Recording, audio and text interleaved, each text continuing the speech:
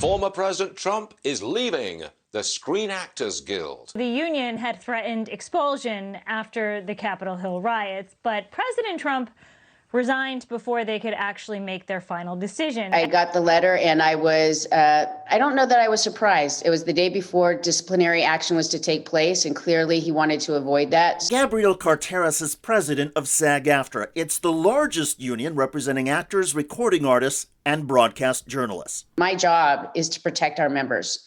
And what happened on the 6th was just the culmination of a very long 4 years. They can make anything bad because they are the fake, disgusting news.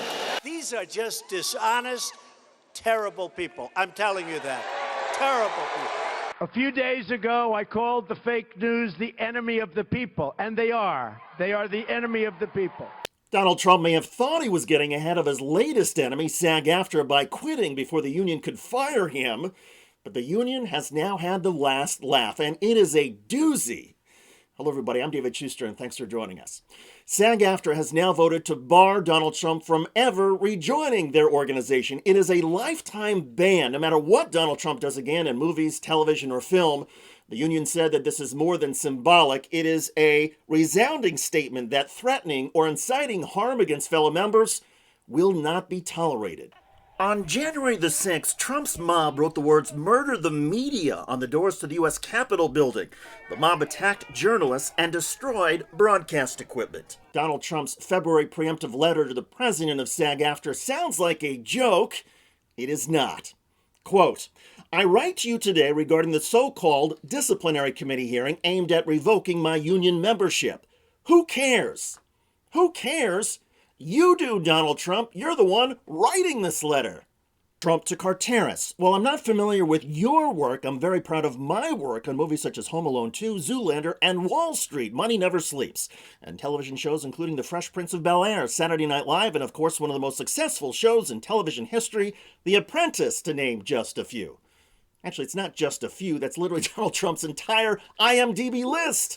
In any case, Trump went on to take credit for creating thousands of jobs in the U.S. cable news industry, and he claimed that the SAG-AFTRA disciplinary action was a, quote, "blatant attempt at free media attention to distract from your dismal record as a union. Your organization has done little for its members and nothing for me." In response to that Trump letter, SAG-AFTRA issued a two-word statement: "Thank you." A few days later, the union board voted to impose the lifetime ban on Donald Trump. If only our U.S. political world and the rest of society would follow the SAG-AFTRA lead. Donald Trump continues to have absolutely no self-awareness. He's like that kid on the playground who keeps kicking at rocks, or the old man who yells, "Get off my lawn." If there's a silver lining to all of this, it's that Donald Trump is no longer influencing national or international policies or contributing to the global sense of instability. Instead, he's a former president who continues to be a laughingstock.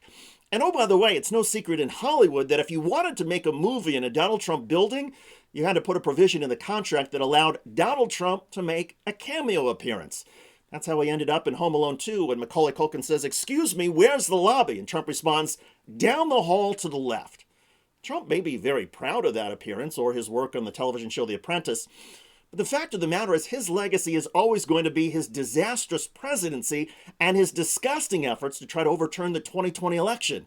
And the SAG-AFTRA episode underscores that when it comes to the enemy of the people, it's not the media or the press, it's Donald Trump.